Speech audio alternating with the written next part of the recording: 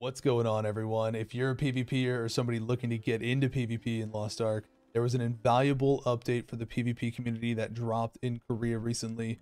The reason why this is so important is because this is an update that we will eventually see in the Western version of the game as well. So we're just going to talk about it here real quick. No BS, straight into it.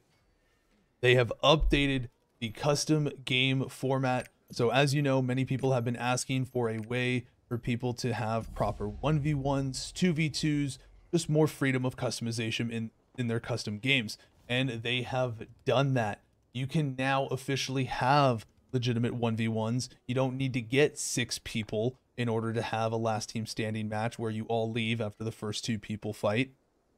You can now start any match, be it 3v3 team deathmatch or last team standing, so long as there is at least one person on each team. So even if it is team deathmatch, you can do that in a 1v1 format or a 2v2 or even a 1v3.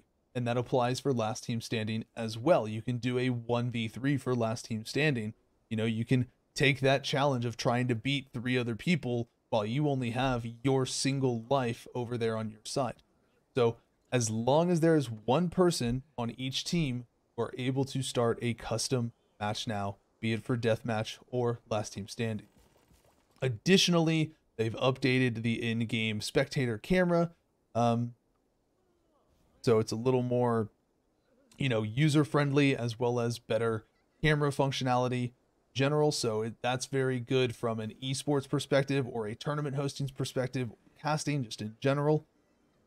Additionally, alongside that, they made another nice little quality of life adjustment for the waiting screen before a match starts, actually. So the person who is the host of the lobby has the ability to click this little icon here in the middle, and it actually brings up both teams of the players that are slotted, shows what class they are, the abilities they're using, how many skill points they have into those skills, as well as what stats they have allocated.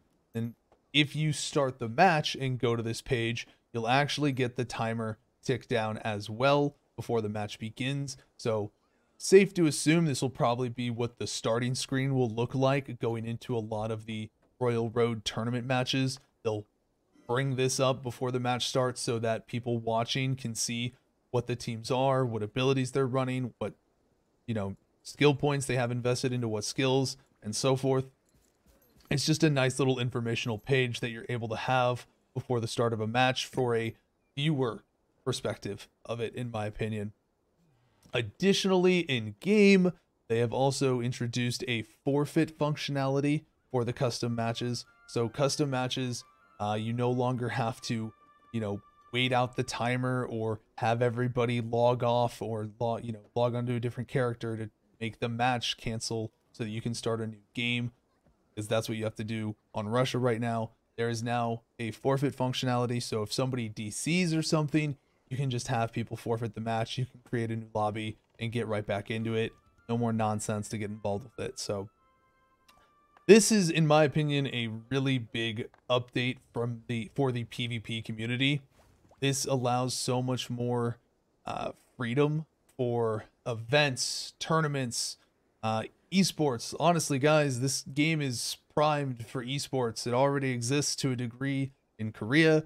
And for those of you that know Archives or Sage Esports, they're looking to run a league for Lost Ark once it is officially out here in the West as well. They've talked about it a little bit. There's going to be more information, so keep your eyes and ears peeled for that. It's supposed to begin sometime in March. So definitely be aware of that if you're looking to try your hand at some competitive Lost Ark. But, I just think that this brings so much to the table for the PvP community and is going to do wonders for, so many different types of things that you can do between 1v1 tournaments, 1v1, leagues, 2v2 leagues, 2v2 events. I think 2v2 is a really interesting dynamic as well.